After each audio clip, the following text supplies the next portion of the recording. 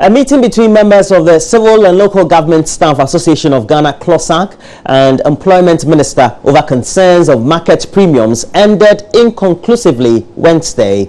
The meeting was called by the Sector Minister Haruna Idrisu after several members of CLOGSAG decided to embark on a nationwide strike in protest against government's failure to address their concerns. During news checks at several offices at the ministries here in Accra, however, revealed that some workers appeared to have been working despite the strike directive by their leadership. Beatrice Edu has the rest of the story. CLOGSAG declared what its leadership called a nationwide strike after a meeting last night. The strike started today. A visit to the Education, Employment and Health Ministries showed that members had complied. Two persons who spoke on condition of anonymity explained why they joined. Yesterday we were called to an emergency meeting by CLOGSAG. At the meeting, there was declaration that today, 27th, all CLOGSAG members should embark on strike. So this is supposed to be a sit-down strike, or workers are not supposed to report to work at all? Workers are not supposed to report to work. And those who come, maybe for one or two reasons, they are not supposed to work. Why are you here? Oh, I'm here to, the ministry is having a workshop at M Plaza, so I'm here to prepare myself to attend that workshop. So if I get you, if it wasn't for the workshop, you wouldn't have been here? Yes, exactly. This is a very busy place, but I strongly believe that it's as a result of the CLOGSAG announcement that workers should not attend work at all. So as you can see from here, you only see some skeletal people around. Which department are you in? I work for Ministry of Education, yeah. So you're also embarking on the strike, you're not doing anything? Sure. But at the Finance Ministry, workers were not even aware of the strike. We just wanted to find out whether the Finance Ministry is also part of the CLOGSAG strike. Is there a strike? Yes. Since when? Today. At the Public Sector Reform Secretariat, some workers were on duty, whilst others did not show up. A man who wanted to remain unknown spoke with Joy News. Well, we are supposed to obey our leadership, okay, but if the government is going to do something about it, I think that there will be no need for a strike. Okay? Are you taking part? Am I taking part? If our leadership says we should go, we will go. If they say we shouldn't go, we won't go. But you're working. I've just seen you with files. Yes, because I have not received the instruction from my boss not to work. But there are members of CLOGSAG here. Yes, there are members of CLOGSAG here. Are some of your colleagues working, or they are embarking on? Some are working. Including yourself? Yeah, I'm working. Yeah, I'm working. Yeah, until I get firm instructions that don't work, then I'll go and sleep. Staff of the Ghana Civil Aviation Authority have warned they may have to demand a demolition of structures on their lands at La Nkwantanan here in Accra if buildings there interfere with their communication equipment. A portion of the land which was taken over by a private developer was only recently released to the authority following threats by workers to shut down the country's airspace. Jennifer Ikriamwa has more in the following report. It was a forum between the Workers' Union and management attended by the Transport Minister, Fifi Kweti. Coming shortly after the release of part of the GCAA's land to the authority, the Obstruction and Land Encroachment Forum, the first in recent times, was to discuss issues concerning the illegal infringement of airport lands. The GCAA management and the Transport Minister emphasized the need for stronger collaboration between stakeholders to prevent cases of land encroachment similar to the La Nkwantanan episode, where domestic flights were grounded to demand the return of lands they said had been taken over by a private developer. With part of the land released to the GCAA after some compromise was reached, the Director General, Simon Alote, disclosed work has begun for the eventual erection of the authority's critical communication equipment, which had hitherto been rotting away. We've started a site preparation, and we've invited the suppliers of the equipment. They are from Belgium to come down to Accra to do the installation once the civil works are completed. Yeah, so we are hoping that by the end of next month, the new radio systems will have been installed, commissioned, and put into operational use. The Minister for Transport, Fifi Kwete, later told Joy News the compromise reached with the workers' union would see the buildings currently erected on a part of the land remain because they should not interfere with signals from the aviation communication equipment. I would say that GCA made a good case that they needed some land in order to be able to fix all the equipment that are needed to make for better safety as far as aircrafts are concerned, and those concerns have been taken on board and the necessary provisions have been given, and that is what matters. What was important for them have been answered, and the importance had to do with getting land that will enable them fix the equipment, and as far as they are concerned, given the technical recommendations and so on, they believe that there is no problem as far as the conclusions are concerned. As far as I'm concerned, as Minister for Transport, what is important to me is the fact that safety of air transport is guaranteed, and that is my concern. The leader of the GCAA union workers, William Amwakun, however, insists it is early days yet and that they can only be sure once the equipment has been installed and is in operation. Most of the buildings on the land, the portion that we have been given, those buildings are not on that portion. There's only one structure which is on it. But we're going to do some technical evaluation to see whether that building is not going to affect the equipment that we're going to install. If the technical evaluation comes up that is going to be affected, definitely it has to be pulled down. But if it's not going to be affected, the building could be there and it can be used for that purposes. For Joy News, Jennifer Kwamwa. Still in aviation, are you aware you are entitled to a £460 sterling payment if your international flight delays for more than 3 hours? Well, that's a new regulation in the European Union Convention on International Travels, covering 930 and 100 or 1,600 miles respectively. Well, a member of the Foreign Affairs Committee of Parliament, Patrick Yabwama, says not many travelers are aware of this regulation, resulting in non-compensation in many instances in the event of cancellation of flights. Well, he's been speaking to Joy News on the very subject. Got a lot of calls last night over some cancellation of flights, and it's been happening lately with British Airways and some of the airlines. Most of the passengers travel on strict timelines because they may have meetings and other scheduled appointments which they will have to get to their destinations on time. Some of them are also unaware of an EU legislation which requires or mandates the airline to pay them the compensation required under the EU law, especially Regulation 261/2004, which requires the airlines to pay passengers as much as £460 or €750 if the flight delays for more than 3 hours. There are exceptional circumstances when flights can delay, for which those compensations cannot be paid. These include when we have strikes and severe actions or the Icelandic volcanoes. And there are various legal authorities, including the legislation like the Stromberg case, which supports my claim.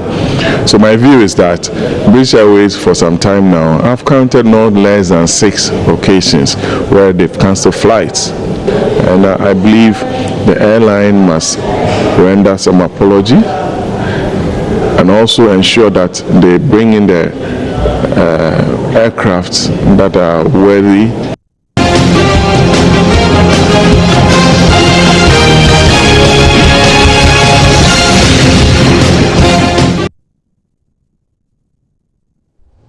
The Member of Parliament for Ifutu in the Central Region is threatening court action against the Electoral Commission if a petition to extend the re-registration exercise, which ends tomorrow, is not extended.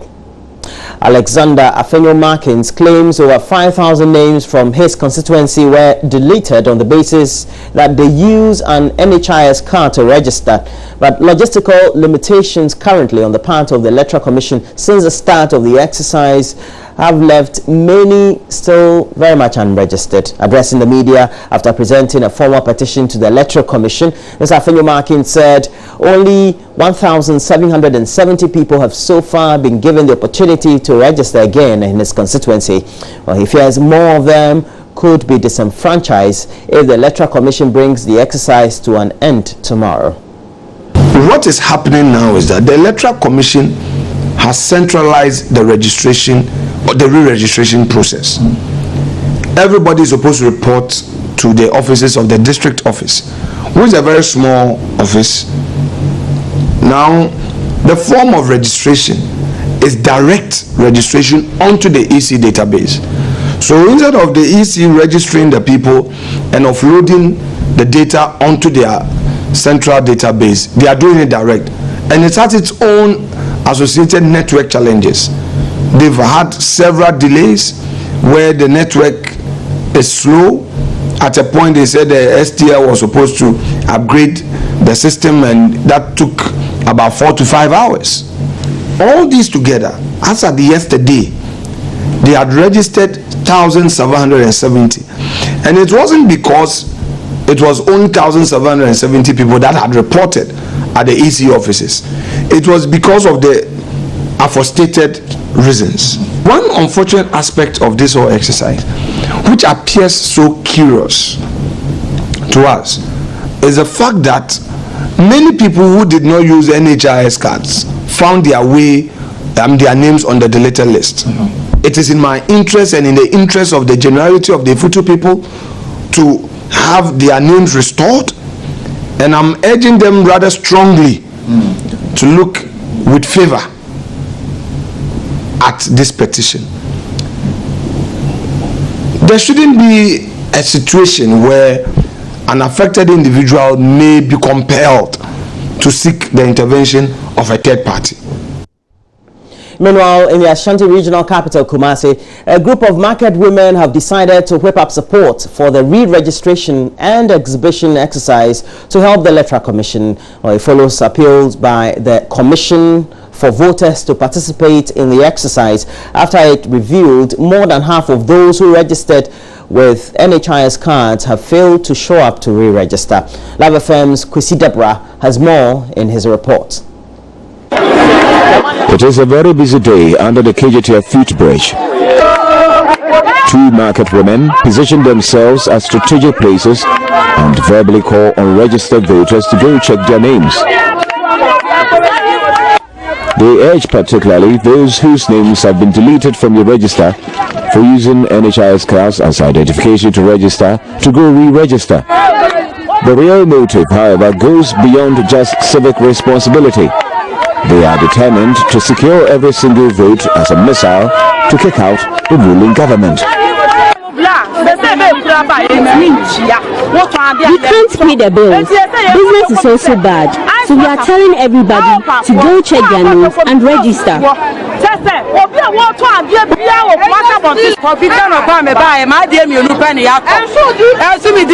Only 2 items have been purchased since morning. Whether the government likes it or not, we will vote him out. So I'm telling all market women to register.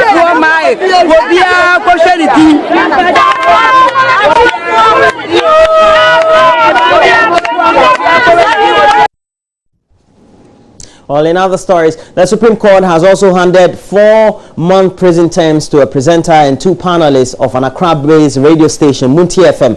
Well, they were convicted for threatening members of the judiciary during a panel discussion program on the station. The 3 are to also pay 1,000 Ghana cedi fine each, or in default serve another month in jail. Directors of the station and the owner of Frequency were also not spared. Joy News Raymond Aqua was in court and has filed the report. The 3 radio presenters, Salifu Masi alias Mugabe and his 2 panelists, Alistair Nelson and Godwin Akugan, were convicted for making contemptuous statements about the court. Before that, former presidential advisor Tua Hoy, who is the director of the company which owns Munti FM, became the latest casualty of the contempt case, having been found guilty of criminal contempt after he made his first appearance in court on Wednesday. Reading the sentences, presiding judge Sofa Ekufu said the third and fourth contemners, Alistair Nelson and Godwin Akogan, willfully attacked the Chief Justice and lowered the authority of the court by insisting that they will not accept a judgment on a controversial matter of the voters' register. She said the two callously reminded the court of the gruesome murder of the 3 High Court judges more than 30 years ago. The court berated the directors, saying they were irresponsible and careless because, as board members, they direct the broad vision of the station. She noted that the host spurred the panelists on to open fire and that he and the panelists were reckless and insensitive in their commentary. According to the Supreme Court judge, the panelists were by all means in the studio to attack the judges and could not be bothered that it was the eve of Martyrs' Day. Her ladyship Sofa Ekufu said the court took note of their guilty pleas and plea for mitigation. However, they observed that reckless attacks on the courts and judges have become rampant, even after 4 politicians were reprimanded in 2013 during the election petition after they made contemptuous comments. Justice Ekufu said there is the need to hand out punishment that is deterrent enough. We have wished that custodial sentences were not imposed in matters involving freedom of expression. But this is a decision of the Supreme Court. Of course, we understand where the court is coming from. We are all bound by its decision. We only hope that the morale of our media practitioners will not be affected in our common quest for a decent, vibrant, plural media landscape in our greater democratic journey. Of course, we hope lessons will be learned by all media practitioners arising out of this matter. For avoidance of doubt, as you know, the court convicted the directors, the company and its directors, as well as the license holder. As I've said, the court has spoken. When the Supreme Court speaks, that is it. We think that is a bit harsh, but well, that is what the court thinks. Were you hoping for a different kind of verdict? Were you expecting it to be lower than this particular format period? As I was telling you, there are times when people have come before this court for the same offense and don't really get fined. We were hoping of a reprimand at most maybe a few days. Because you thought they were first-time offenders. Yes, that is it. But the court said that this is to serve as a deterrent. Well, that I'm saying, the court has spoken. We have very little to say. What can you do about this particular? There's nothing to be done. My clients are, from their demeanor and everything, they've taken it in good faith. And the ruling NDC is unhappy about the ruling on Wednesday on the Munti FM content case. National organizer and campaign coordinator for the party, Kofi Adams, discussing the issue on Joy News election program Majority Caucus, described the ruling as harsh, adding something ought to be done about the ruling within the remit of the law. The NDC respects the judiciary, we respect the executive, we respect the legislature, and indeed we respect the rights of the media. But then the decision of the court, of course, you cannot do anything about, you have to respect. And that is why the convicted persons are today not free. The 3 contemnants who have been sentenced to 4 months imprisonment and another fine are not free persons. So we cannot say that we're forcing and curtailing the rule of law. But we absolutely disagree with the ruling. Thought that it's harsh, it's severe, considering the fact that these contemnors have shown maximum remorse, and the fact that a lot more other persons in this country, many senior persons, very respectable persons, in country and outside of this country, have condemned the utterances and the comments of these persons, and also pleaded to the Supreme Court to temper justice with mercy. I would have thought that they would have aided strengthening our democratic dispensation and indicating that, like it had happened to the executive and sometimes even legislature, where they are taking on and they allow things to go, the court, having given them some level of punishment, wouldn't have carried it further to this harsh level. I think that the punishment is just too harsh, especially considering the history of this country, where during the election petition hearing, very respected or known lawyers, senior lawyers, who sometimes understand, because yesterday there was another ruling from the court that says that a former MP, Erika Mwati, who was in custody but succeeded in getting a passport, didn't know. Yes, possession. That the passport was a forged one. Was a forged one. And so we are being told by the same judiciary that if you don't know, you should not be punished. Exactly. Something they call mens rea. So how come the next day, people who are not lawyers, who don't understand? Well, so that's it for the news this morning. As always, please get interactive. We have our WhatsApp platform, 0560 800,000 is the number.